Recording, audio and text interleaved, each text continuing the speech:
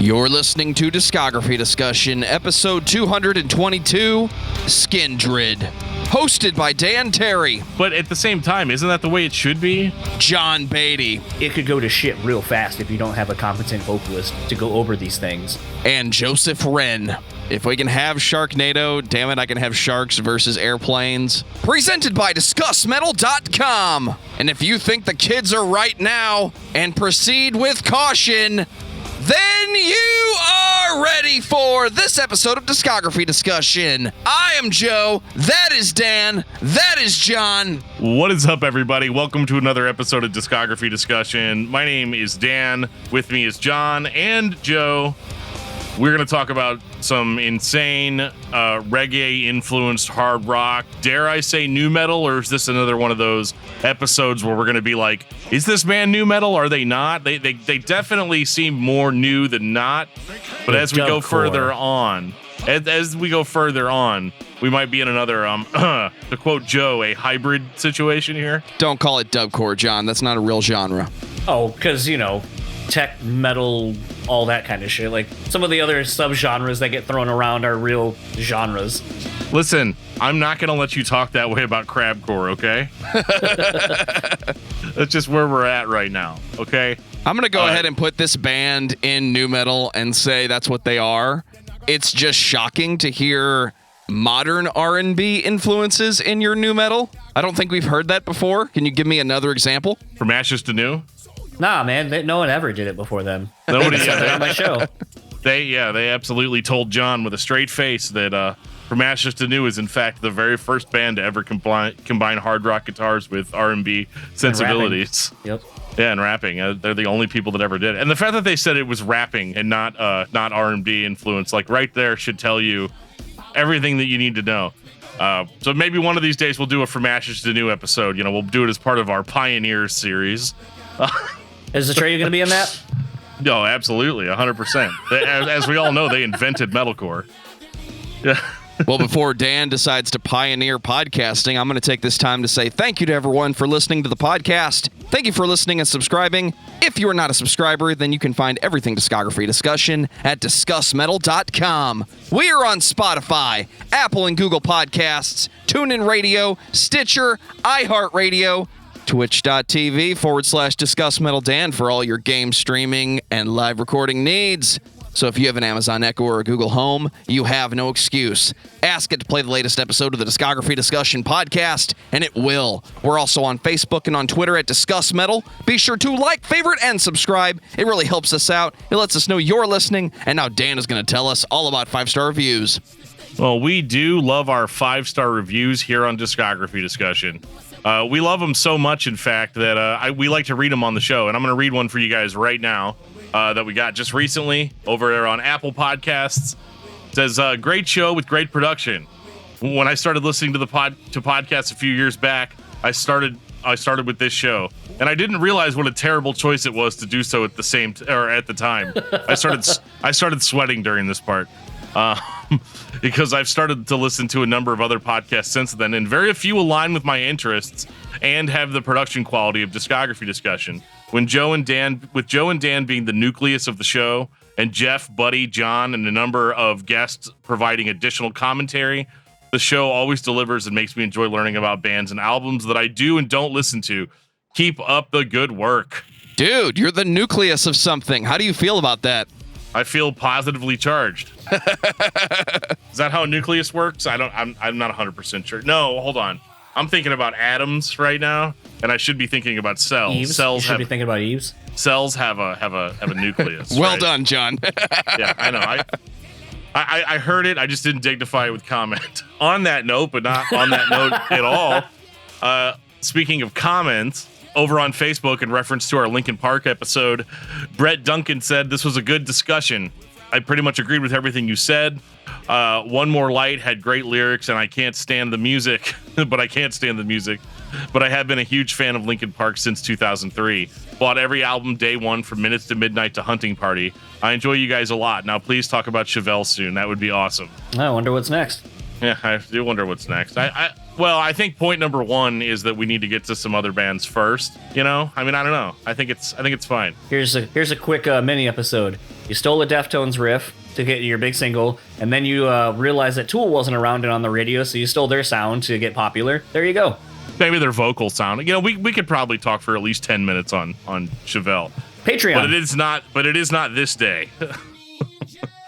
Also over on Facebook, in reference to our episode on him. All right, I don't know how to pronounce your name, so I apologize. But I think it's Pika Olila. I'll allow it. If I didn't say it right, just let me know. We're on Facebook. You can just blow me up. Was not expecting this, but happy it's here. Cheers from Finland. So we got an actual Finnish comment there, which is fantastic.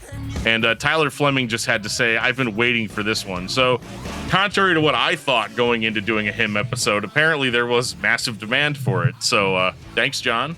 Thank you for that. John Beatty saves the day. It's funny that like in some of those comments and so forth that a lot of people, I was really nervous because I was like, oh man, this is such a me heavy episode. And even when I went back and listened to it, I was like, fuck, everyone's gonna hate this. And to see the pretty positive reaction was overwhelming on my side, because I was like, does anyone care about this band? Right. We care, John. We all care. We definitely care. Speaking of people that care, we got an email directly at John, which is it came from Rubber Duck, and he says, "Hey, I'm not going to say anything about how it sounds, but it's out there." I'm sorry. The title of the email was, "Does John know of the bluegrass hymn covers?" He goes, "I'm not going to say anything about how it sounds, but it's out there. It's called Jussie Siren and the Groundbreakers, Heart of Grass." So make sure to check that out. We'll have to get your thoughts at a later date. I had found out about them, and if anyone's familiar with like this weird bluegrass covers phenomenon, so like there's Hey Dixie, where it's all AC/DC covers done in bluegrass style. That's amazing. Yep. So yes, I am aware of it. It's sometimes interesting when you take music that sounds the way it does and then completely redo it in another genre. You're like, huh. It's like when you see like Slayer songs done on like banjos and shit, like and stuff like that, where you're like, I didn't think that would work, but it kind of does. Yeah. Well, he goes on to say, I'm from Finland, and metal fans thought him were a girls band at the time. Not wrong. We all listened to all the Gothenburg stuff. It was funny visiting the U.S. and seeing hairy dudes with Heartogram shirts after the band blew up. It's Bam's fault. Blame Bam. It is Bam. It is Bam's fault. I still don't care for them much, but enjoyed the episode a lot. I could tell how much John likes the band because he kept saying the interesting thing about this band is, and this kind of enthusiasm keeps me coming back. Some of my favorite episodes have been about bands I don't care for. Hopefully he can get a few laughs out of the album. I listen to you guys at work, and it really helps pass the time. Thank you. So, well, thank you for that email, definitely, and I appreciate that you like listening to us talk about bands that you don't care for. Sometimes I have to talk about bands that I don't care for. Thankfully, though, that is not the case today. Number one, I want to explain the dancing for the video listeners. I am totally listening to Skindred's version of Electric Avenue, and I do not apologize. Number two, I want to go back to the first comment where they were talking about how great the sound quality is. I feel like Dan just went right through that and didn't give it all the due that it deserves. You want to give me some more on that one? There's just not enough like room in that window for the ego to get any bigger. I can't help it. So I can get closer to the camera. Does that help? Oh no. We're going pure Skindred here. So Dan, tell me about Skindred.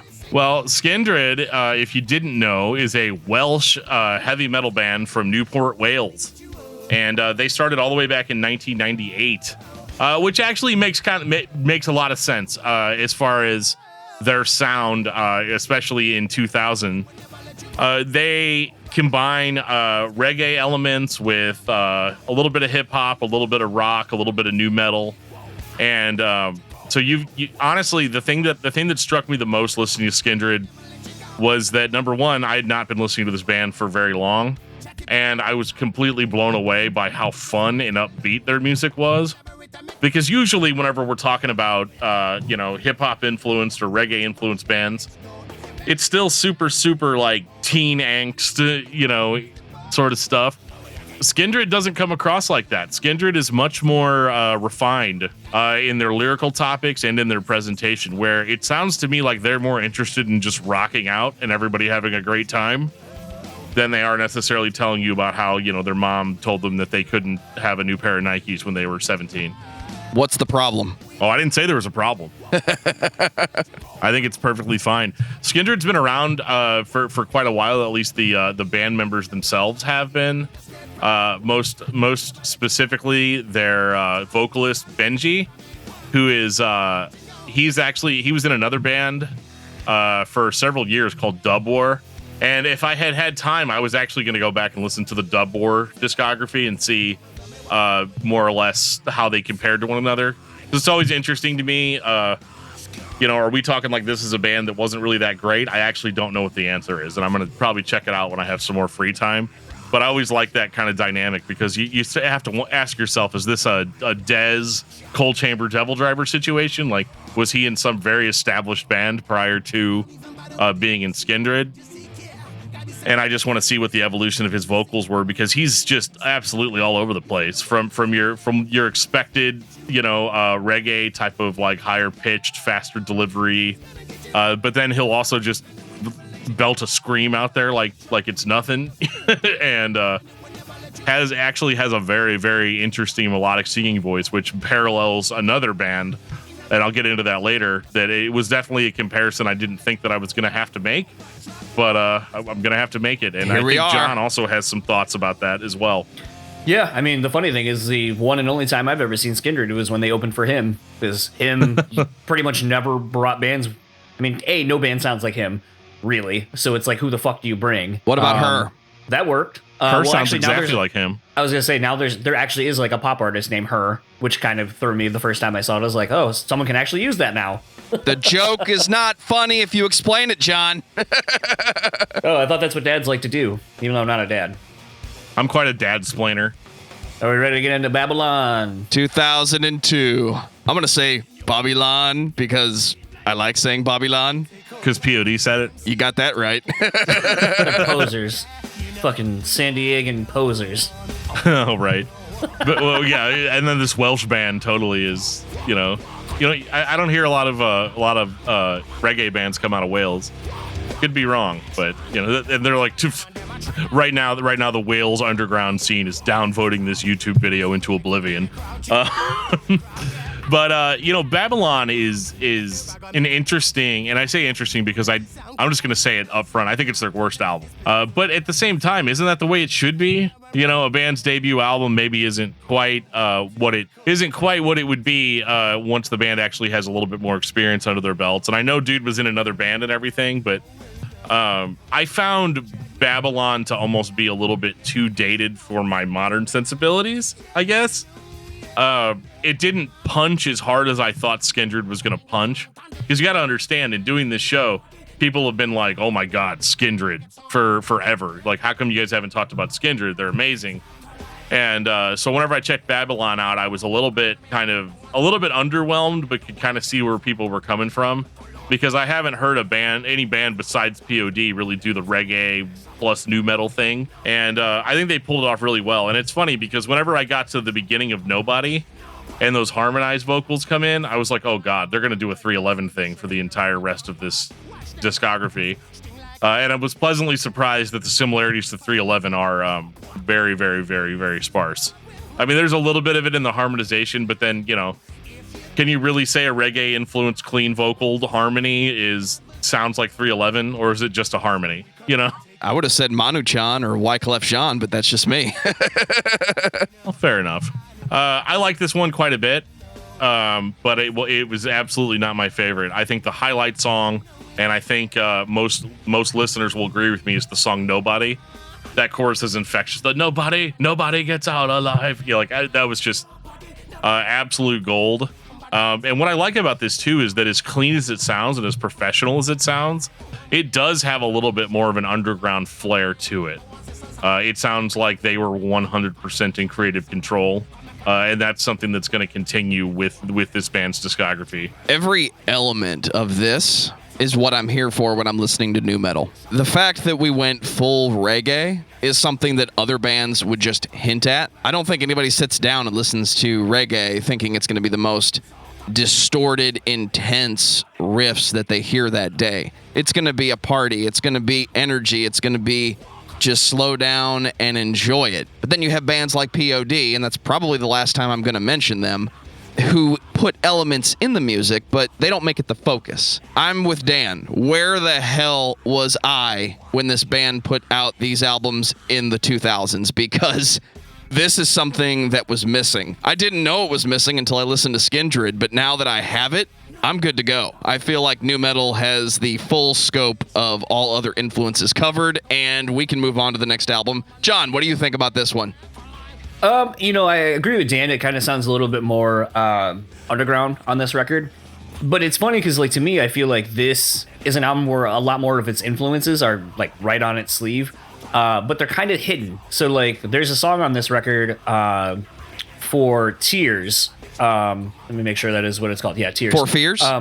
Yeah, exactly. So in the chorus melody, lyrically, they use Mariah Carey's Breakdown, which has Bone Thugs and Harmony on it as well.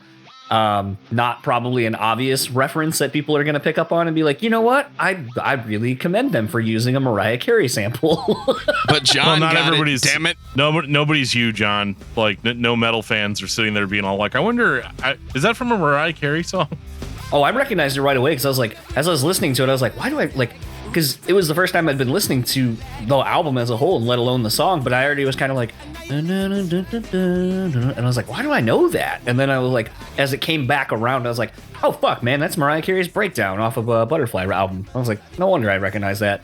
But I mean, like, I think that's kind of the thing is like, it just showcases the wide array of influences and so forth that the band's bringing in. So someone who may be into pop or have like more pop leanings like myself at times, you're going to find that little thing and be like, oh, that's really cool that they did that. Like, you know, it's not obvious and you probably won't know if someone doesn't point it out. I think there's another song on this record that actually samples another song and I can't remember what it was.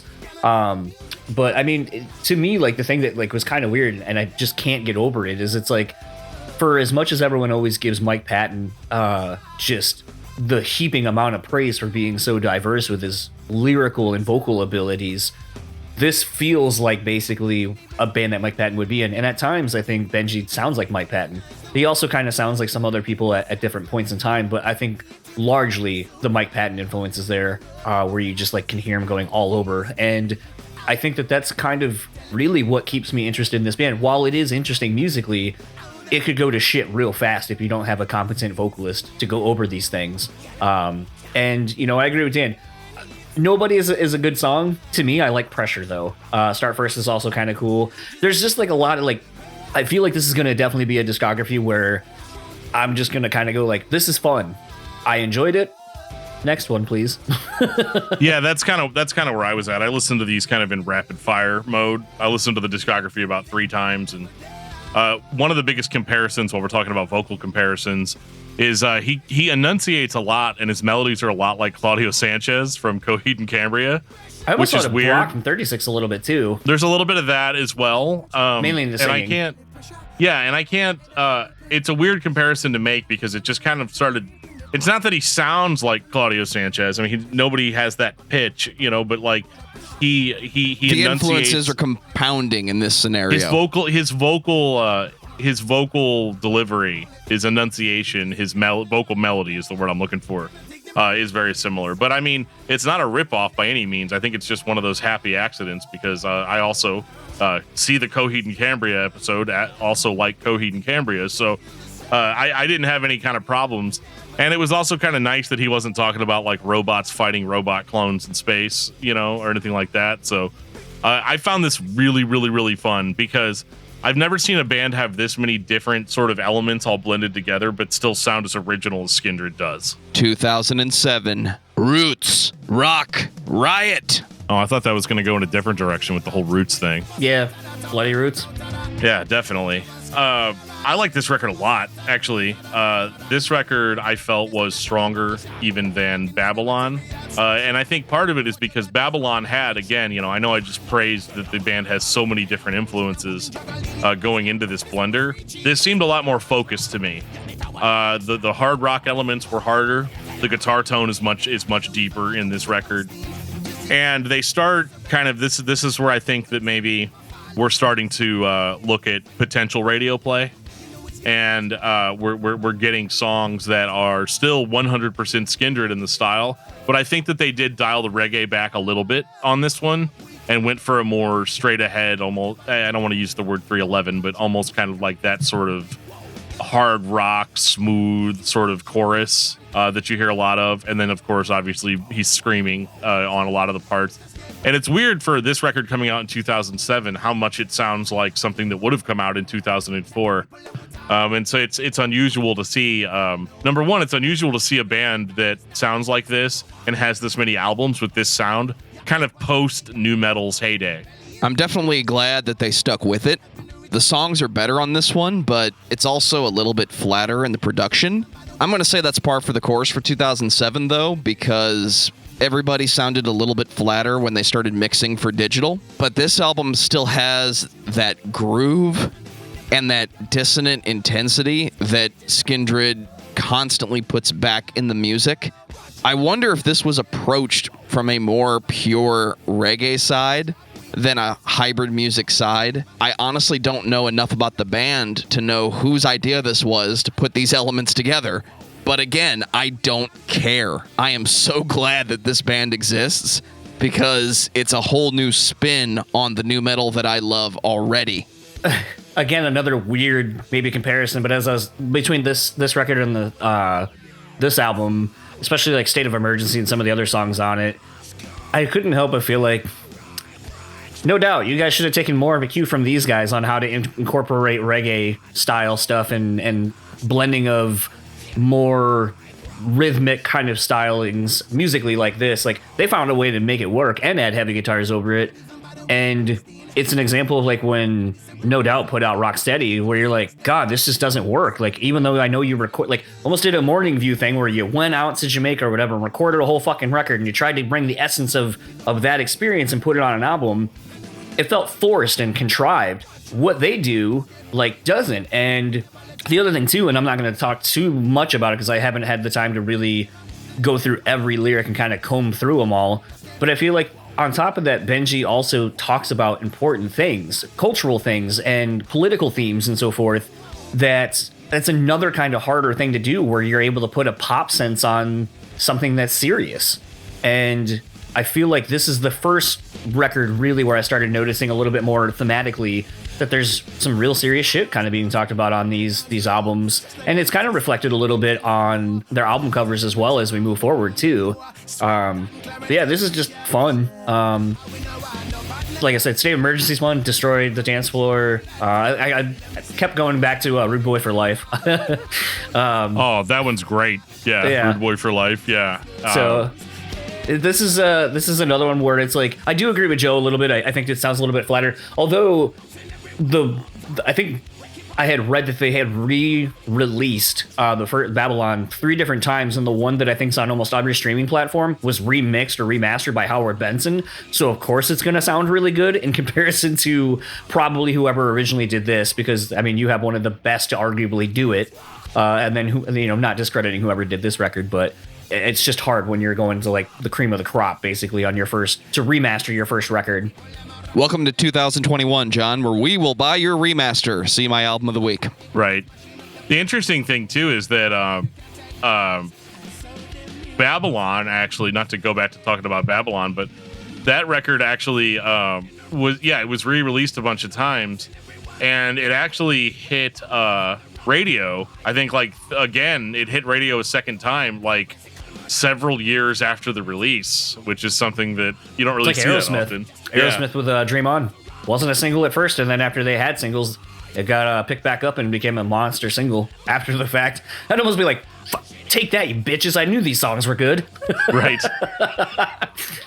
Then again, we all know that that's a crapshoot anyway. I remember Josie Scott from Saliva went on Howard Stern and sang that song from the Spider-Man movie with Chad Kroeger. And they had the American Idol people on when that had just come out. And they're like, yeah, I remember all of them were like, yeah, I mean, you got like an okay voice, but like, you're probably never going to have a career out of this or anything like that. And then they revealed like, oh, by the way, he just won a Grammy for that fucking song that he just sang for you guys. And they're like, oh. And it's like, yeah, you don't know shit.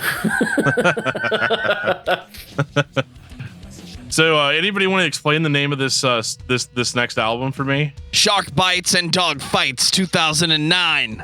So I think, because the funny thing about it was when I saw the album title at first, I was like, that's a fucking weird album name. But I mean, dogfights usually, as you can see on the album cover, refer to, when you're fighting in airplanes or fighter jets or whatever, like they're called dogfights for whatever reason.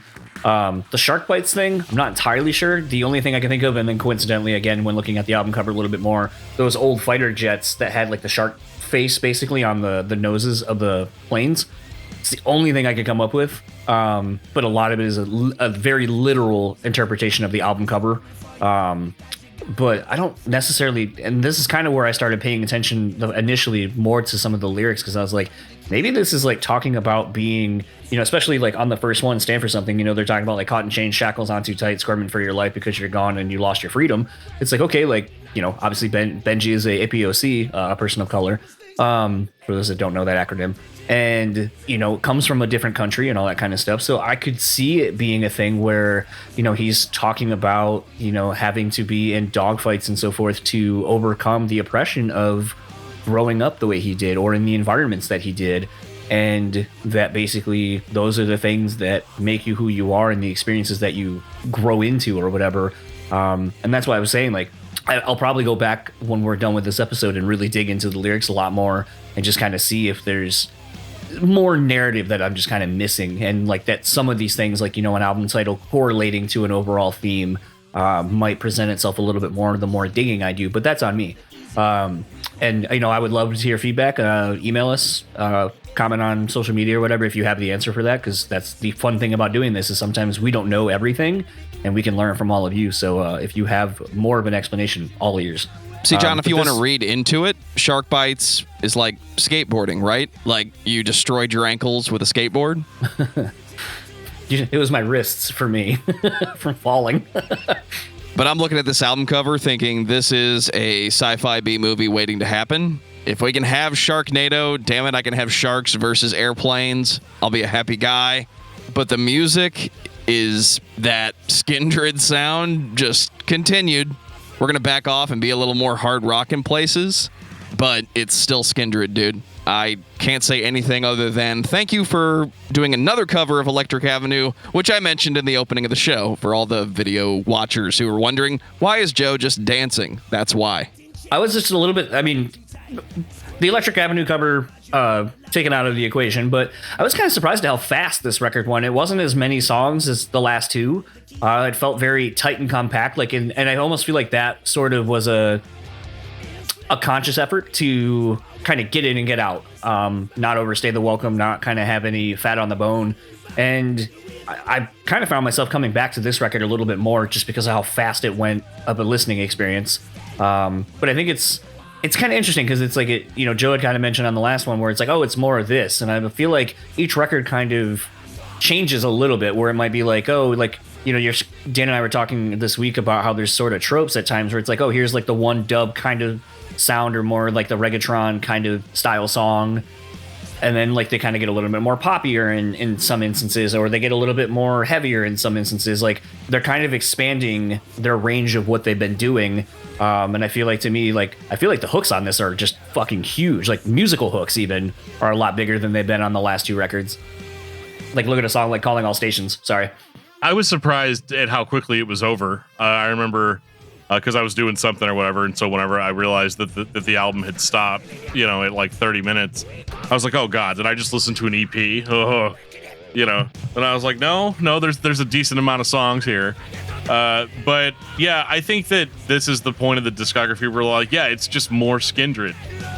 And I think that's one of the hard things about this is that like I can't critically analyze it and say like, Well, here you can tell that there's a maturity, in the time signature and the overall production value, because the producer, like, I could do all of that, but it's just it's a nice little 30-minute shot of Skindred, and it's exactly what it needs to be. I do enjoy that they sound more modern. I enjoy that aspect of it immensely. And now, some of the stuff I was complaining about Babylon, about how stuff just didn't hit hard enough. We're kind of in more modern music territory now. So the hard guitars are harder. The vocals are more harsh. His delivery is getting better and better. His ability to belt out a chorus, a catchy hook, is better than I think most mainstream bands. So I can't. Skindred's a band that I'm kind of like, man, I feel like they should have been bigger in the U.S., but I also kind of understand why they weren't. Just because U.S. audiences, we weren't listening to stuff like this. Everything we were listening to right now, what year is this? 2009. So all we care about right now is like what Howard Jones is doing. I still care about what Howard Jones is doing, but it's just one of those things where unfortunately this style of music, or maybe fortunately for them, was continued to be popular overseas forever. But yeah, I really, really, really enjoyed this record, and I feel like it was actually just the right length, especially considering the records we're going to get going forward. You're never going to be disappointed in this band. Spoilers. But it is definitely the downside to listening to it all in one shot, is it all tends to blend together. But it's not because they're a bad band. It's just because they were innovative on their first record. Therefore, they have not had to innovate much since their inception. There's a band that 311 fans will undoubtedly know that is local to us in St. Louis. I'm talking about The Urge. Play that fucking Urge shit. I don't know why we didn't know about this band in 2009, because this should have been huge locally. To have that nu metal sound that our market just cannot let go. And by the way, dude can actually sing and perform at a high rate of speed. It's almost reggae influenced. I think this band would have fit in really well here. And again, I'm just upset that we didn't know about him sooner. I would go and see Skindred and The Urge right now. Like, absolutely. Steve, book that show, please. I mean, I'd go to any show right now. By the way, shout out to Josh Toomey, who says Howard Jones should replace every singer. Instant upgrade. To which I said, what about Bruce Dickinson? He said it wasn't a debate after that. Well, you know what? We're going to get into we're going to get into how we feel about that on the Iron Maiden episode. So, you may not be happy with the results. So that's just a little preview for you. But back to Skindred. Are we ready for Union Black? Yeah, I mean, I'm ready. It existed before I did this show. So I think the funny thing, speaking of Toomey, is when I heard Warning, I was like, man, that sounds like the same cadence as Loose by Primer 55. And like, I can't, and I'm sorry that I just ruined that song for everyone, because now that I said that, if you know how Loose goes, like the chorus of Loose, you're not going to not hear that. John, number one, I applaud you for being on that wavelength with me. Number two, it doesn't sound like Loose. I see what you're talking about, but it doesn't. Well, Loose doesn't have Jacoby Shaddix on it. It wishes it did. It does. Yeah, Warning is an absolute, what would Roach Coach call this, a pit stoker? Starter? I'm gonna let you have that one, but that's the only one, sir. An activator. It's nu metal month. I can say stuff Roach Coach says just for 1 month. But this definitely gets the party started. Let's put it that way. If I can find a copyright safe way of saying it, it absolutely gets the party started in the best way possible. Jacoby adds a lot to the track. I know not everybody's a huge Jacoby fan. Why haven't we done a Papa Roach episode? I don't know. I would love to do a Papa Roach episode. Well, stay tuned. We might do a Papa Roach episode at some point. But I actually really, really, really enjoyed the song Doom Riff, and not just because the word Doom's in it, but that is part of why I liked it. I'm not going to lie about that. This one's really the whole package. The last one was shorter and almost more aggressive in a way. This record is a little bit more like, this is going to be our big rock record, almost designed as if it's going to be our mainstream breakthrough. And I'm going to say that it probably didn't. I still think to this day their most popular record is Babylon. But I don't know. This one's a pretty strong contender for me. I do think this is the best album to date. It has the best balance of hard rock, nu metal, reggae-influenced vocals. that R&B sound that invaded pop music for so long. In some places, I don't hear the Primer 55s.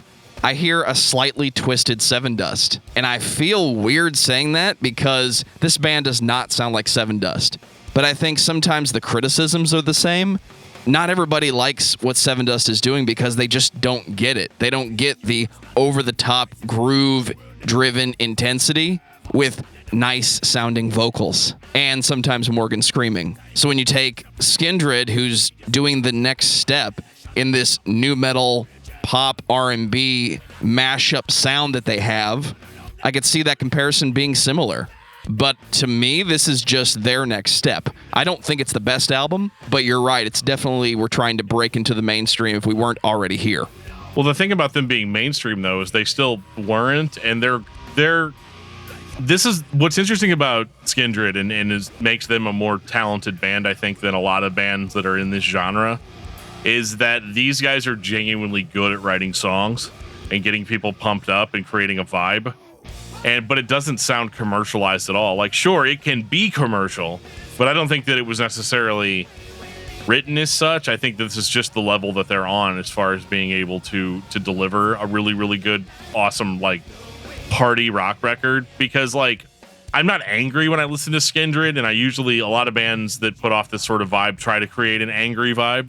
Instead, I'm just having fun. I'm acting like Joe down there, just like rocking out, bobbing my head back and forth. Like, I'm having a great time, and I can only imagine that feeling extends beyond a billion whenever you're at a live show. They say cats don't dance. I'm here to tell you that Dan doesn't dance. But if nobody's looking, we'll talk about cats later. He can get a little sway going on. It's pretty hilarious. Like, what's funny to me is, like, again, like, the band, I think, is very comfortable in the sound that they've grown into over the last, 4 records or so at this point. But, like, they still kind of keep pushing new elements in. Like, you look at a song like Death to All Spies, and I feel like that kind of brings in, granted, like, this came out, 2011? So, like, we're well beyond the emo phase at this point. But, like, a song like Death to All Spies, God. like, when I heard it, I was like, oh, it feels like a little bit like Motion City soundtrack with, like, those keys and, like, the synths and stuff. Like, and the dancey kind of beat around it reminded me a little bit of, like, that era of, Motion City. But, like, again, like, it's just... I don't know, like, this is just a fun one, like, Gun Talk, like I said, it's kind of getting into the tropey thing where you kind of got, like, your reggae or kind of dub style song, and Gun Talk, like, at first, like, when you looked at it, you're like, that's a hard ass fucking song title, especially, like, after you have Doom Riff and whatever, but it's like, you get to Gun Talk, and then it's kind of like this, like, really chill, like, reggae kind of song, and you're like, oh, okay, and then... They would, yeah. Yeah. And, they even kind of, the funny thing is they even reference, A, their own band name, and B, the album that they're, this album title. That's just part of the genre. You have to do that. That's how it works. But yeah, this is, I think it was kind of cool because, like, with them kind of basically saying in the song on Gun Talk, Union Black Radio Station, bringing music to the people, dem hear this community, oh year. Like, I think it kind of speaks to the fact that these guys are aware that their music is bringing together so many different communities within the musical community.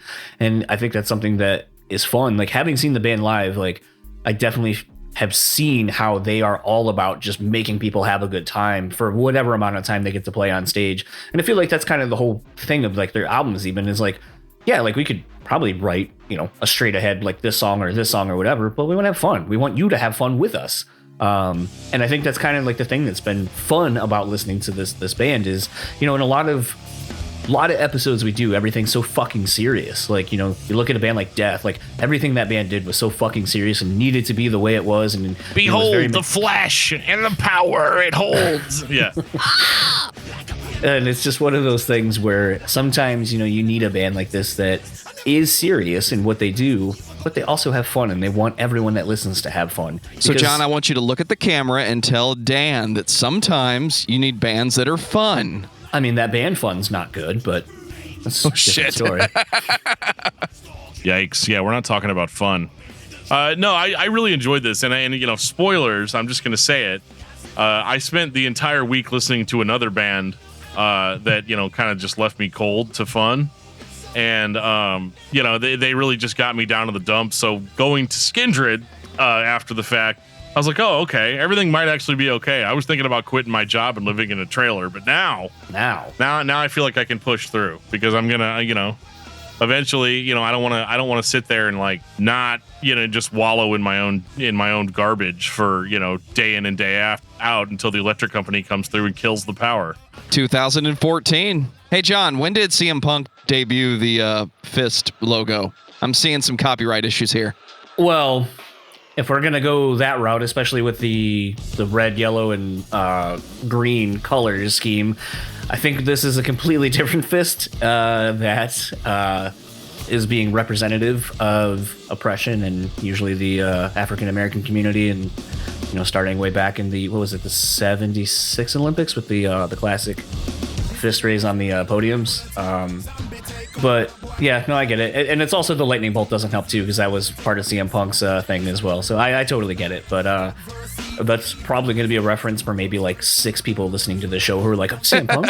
I like CM Punk. Is he back? CM Punk chant starting? We can start one if you want. Yeah.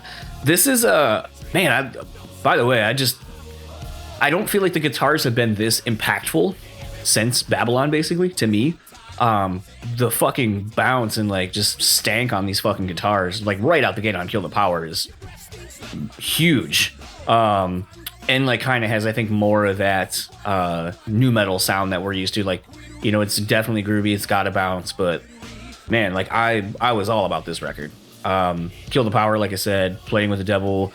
I mean, and again, even like some of the bonus tracks they had on, like I don't know if anyone listened to it, but like Get Along, I thought was kind of interesting. It's like a weird, like, I don't want to call it a ballad, but it's kind of like this weird mid-tempo-y thing, and like I've not really heard them do a whole song kind of at that level. I mean, I kind of can understand why it was a bonus track and not put on, because it's not as strong as the rest of the record, but it was interesting to get this bonus track and then kind of be like, wow, okay, like you guys are doing a weird mid-tempo thing, like not really seeing you do that, not in a like reggae song, like where that's like the crux of that kind of genre.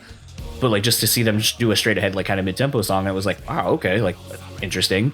And again, it just kind of keeps like Skindred started like this, but then it just keeps going. Like, and that's the fun thing about this band, is like you don't know where they're going to keep pushing the sound and in what directions they're going to expand in.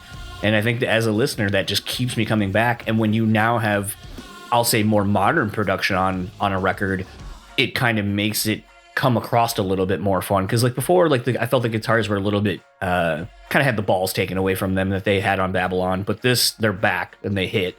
And thankfully, I don't recall them ever going away from this point forward. Like the guitars sound fucking huge going forward, almost like they started getting like 7 and 8 strings at this point. Yeah, I mean, guitar stank is real on this record, and I'm here for it, because this is exactly like what I was complaining about some of the other albums, about it sounding thin or that it's not hitting hard enough or whatever. This record is where they just like really spent a good amount of time really being like, okay, what is our main demographic? It's still hard rock fans, right? So let's really give them those riffs that they come for, and let's give them to them let's not package them up and make them look nice. Let's just give them the experience, And I think it makes the song stronger, really. And I also think that like the anthemic choruses are bigger. Everything's bigger. This sounds like an arena sort of production. Whereas I think before the appeal of Skindred was the whole like, we're gonna play a 200-pack club, and you're gonna get that experience of smelling your friend's beer vomit and all that stuff. Whereas this, you're in an amphitheater. Skindred's playing, and then like I don't know, like Skillet or somebody's coming up next. Like it's that sort of like very big sounding thing.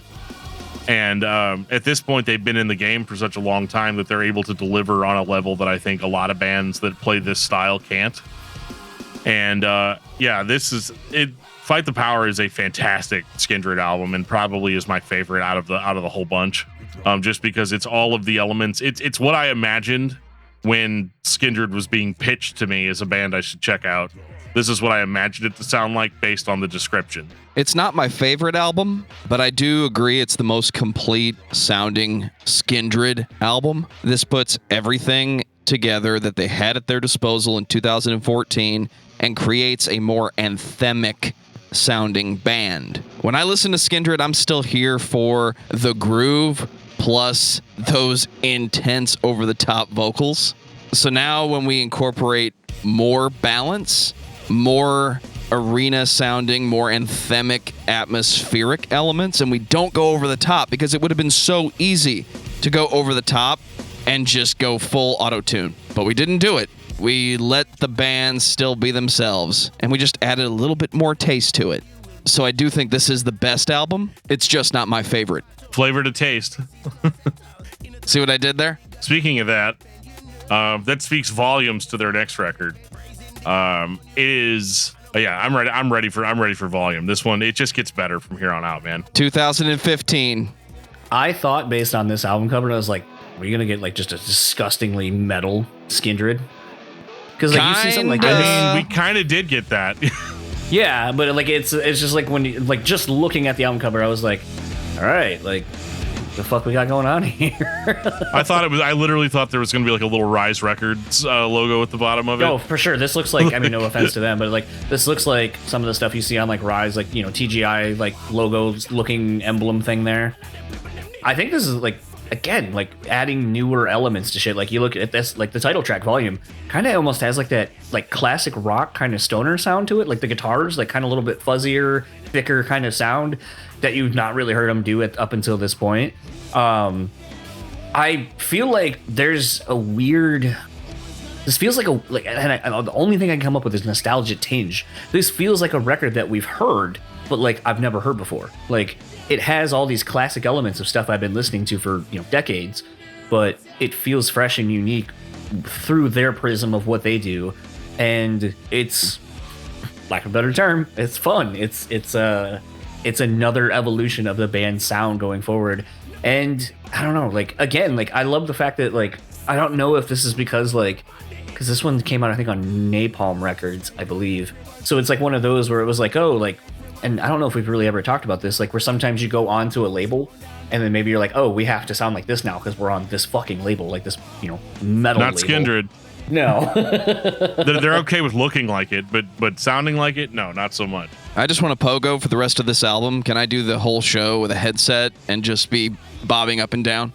It just makes me wonder, like, how are they able to be this much of a hit factory and not be able to be bigger? I guess that's, you know, and I know I sometimes get stuck on this with certain bands, certain episodes, but like, I can't find anything wrong with Skindred at all, like at all. And they consistently put out high quality records like Volume. I mean, usually when we're this many records into a discography, it starts to get old. It starts to get like, come on, man. Cattle like, to Cap?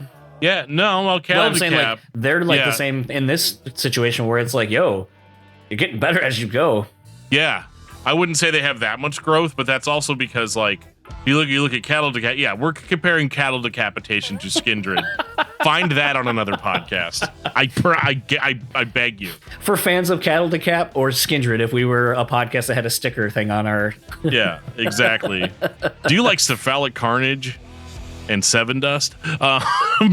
I think that the big difference here though is that like this would be like if Cattle Decapitation put out Death Atlas as their first record and only got better as they went. Whereas with Skindred, you know, you've got a record like Babylon, which already has all of the key elements to what would make this band great in it. And so this many records in, usually what happens with a band like this is that they will smooth out to the point of not being even recognizable anymore. Look at Linkin Park, you know, like losing kind of what those elements were that made them special, or feeling the constant need to redefine. This is an example of a band that doesn't actually have to redefine anything. However, they do still continue to add elements into their sound. There's definitely a lot more like dub, electronic stuff going on here, and I'm here for it. Yeah, turntable. I mean, it's all there, and the choruses are there. You have a singer that can actually sing, which, you know, on this show is kind of a rarity. You know, and so yeah, I mean, just powerhouse vocalists, super heavy riffs. But then I'm looking at the Spotify stats for this record, and it's not that that's how you judge music really, but they only had one song, which was Under Attack, that broke 1 million plays on Spotify.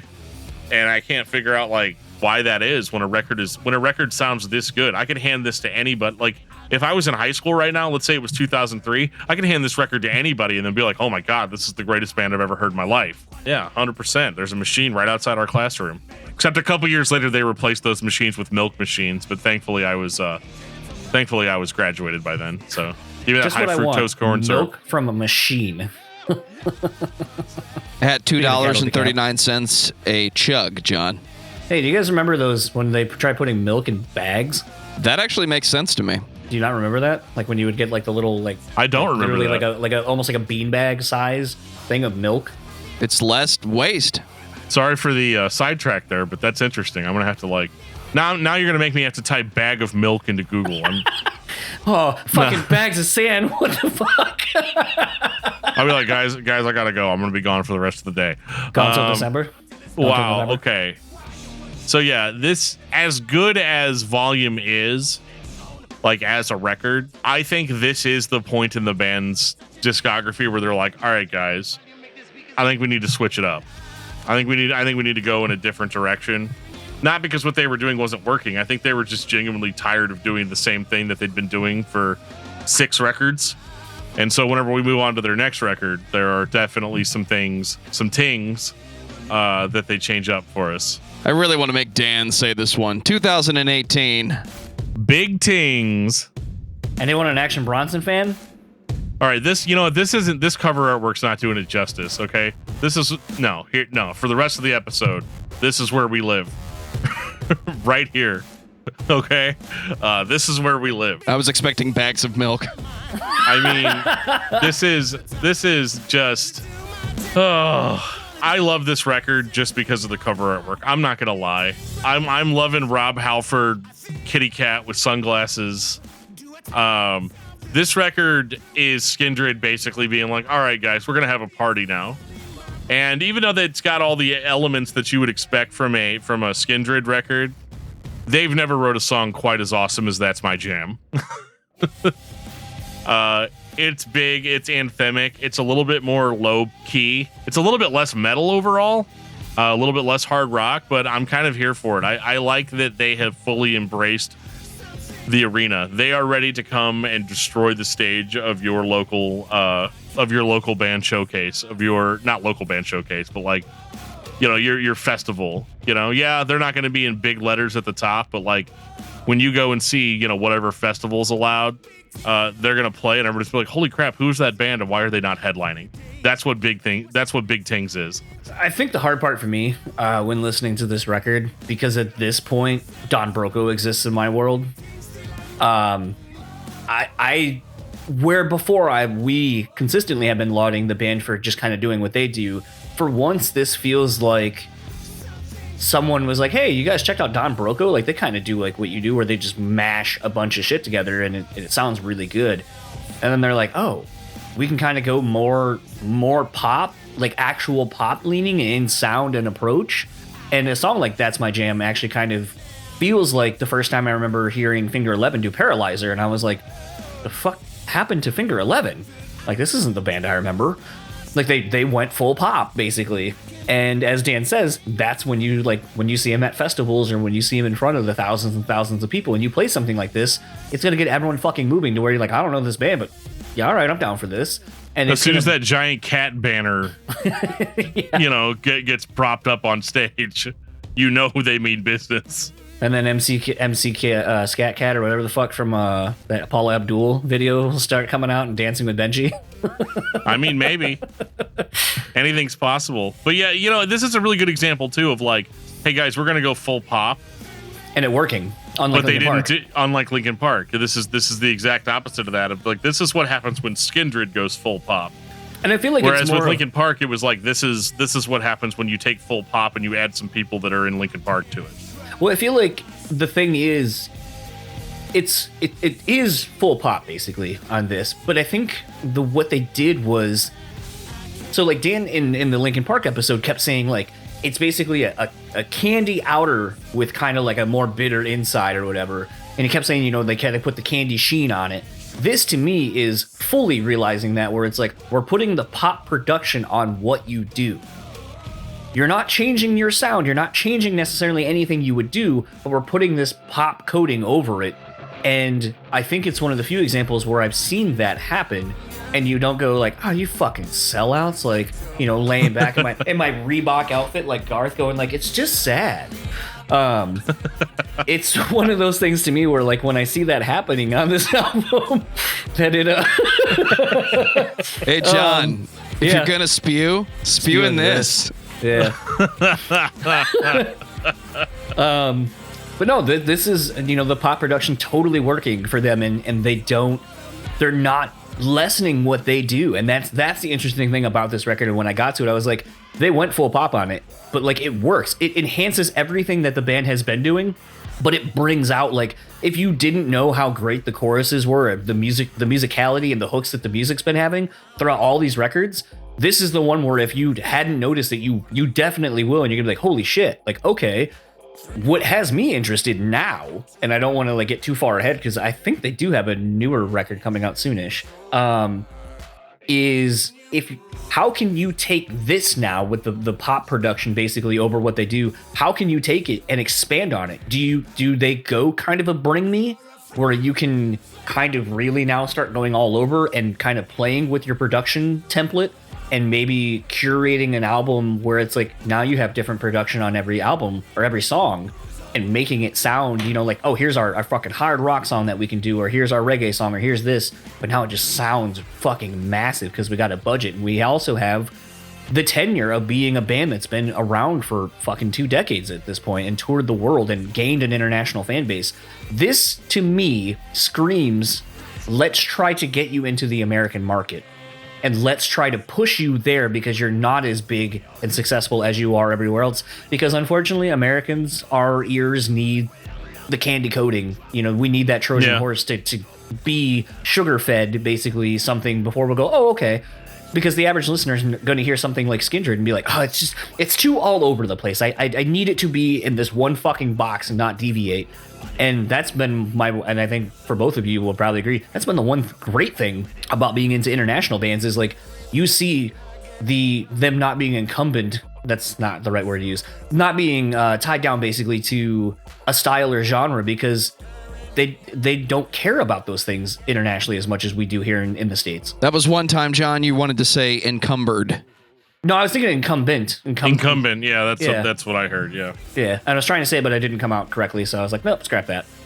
And that's okay sometimes. I see what you're totally saying, fine, John, but I really don't want Skindred to do the American popular thing. The albums up to this point have been focused, and I know we are currently in a culture of music where I can listen to any song that I want, but I don't want to listen to every song. I want the album to make sense. And I do think if Skindred is going to go full pop, whether it's their choice or someone else's choice to break them into another market, just stop making records at that point, guys. I've really gotten to a point where I'm tired of hearing albums that are so scattered that why do we even have albums? Let's go back to the original music and just put out singles. That's what we've been working towards this whole time, right? What a lot of people do. Just put out 1 or 2 songs at a time and release them every few months, just bit by bit. It's not an unintelligent way to release music. It's really not. And then Dan can buy more 7-inches. I can buy all the 7-inches you got. Absolutely. So I mean, that's Skindred. That's that's the journey that we took this week, and it's one that I'm glad that I took because the band was fun. They were positive.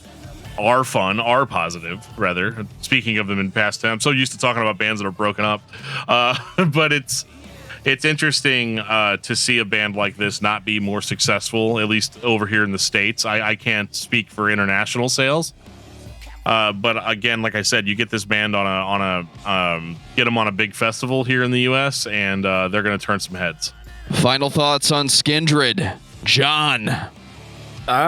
Just a really fun, eclectic band that's got enough of a grab bag of tricks in their arsenal that will keep you interested all the way through. I don't think there's a bad record in the mix. Like Jan said, I do think it kind of gets better as it goes. So and that's how it should go. That's how the progression of a band should go. You should get better as you go. But I think, largely, unless the international fan base of this show is like, yes, Skindred, We've been talking about them and championing them for decades. Now you guys are fucking finally listening to us. I think this is going to be one where I have a feeling a lot of the people listening to the show are going to be like, oh, I don't really, I've heard of them, don't really know anything about them. And probably based on our glowing reviews of the whole discography, hopefully we'll go and check it out and find a new favorite band. And like I said, I think the new record's actually getting ready to come out soon. We'll be on Patreon with that. And at that point, if touring does come back, that maybe we can be kind of the groundswell of people going to see Skindred when they come back to the States and being a good U.S. touring band so we can see them more. It's a lot of fun. The live show is a lot of fun. Benji is a very great frontman. Dan, what about you? Well, I think I more or less said it. This band needs to be in front of a lot more ears because they do a lot of things right that we constantly criticize bands of their ilk for doing wrong. And they've got a really consistent discography. This is one of those unique cases that if you like one record, you're going to like pretty much all of them. You like one song, you're probably going to like every song on the record. If they can hook you with just 30 seconds of audio, you're good to go. Skindred does not fail. At any point in the discography, they are interesting to listen to. You can step on at any point. There are some high points, in my opinion, especially the more nu metal sounding songs. But the overall groove and the overall feeling of the band does not change. Stick with them. I think this band has the ability to break a little bit harder, but I'm worried that we're going to flip into the pop-influenced rock that we have too much of. I've heard the reggae and the nu metal in such combination that I just want this band to have that niche. I want them to stick with that thing that I haven't heard anybody else do as well as they have. But you're not going to have a bad time listening to this band. So listen to Skindred. You're really going to enjoy it. And if you're like us, it's going to be a change of pace that you were not expecting. And I think that that's important sometimes, especially when the band is as fun as this one can be. Dan, what's your album of the week? I've really been enjoying the Clouds mixtape by NF this week. John, what about you? Going with an old classic, Color Morale, No Hope. Ooh, that is a good record. Really good. This is the first record Josh Schroeder did that I heard where I was like, oh, you're working with bands I like now. There you go. Instead of Rise Record, shout out. Yeah. For me, it's Injustice for All by Metallica. $5 on Amazon. Picked up the remastered version of that album. Still no bass, huh? Does it sound better? No, it sounds exactly the same. I'm still running it through a sweet amplifier, and it still sounds like Injustice for All. So still no bass? The bass is there. It's just turned down so low it's inaudible to most people. I was thinking about that problem recently. Everybody says Metallica should go back and turn the bass up. I don't think anybody's realized that Jason Newsted didn't have a good bass tone until Bob Rock got involved. I can't confirm nor deny because I can't hear it. Hot takes. Take us out, DFT.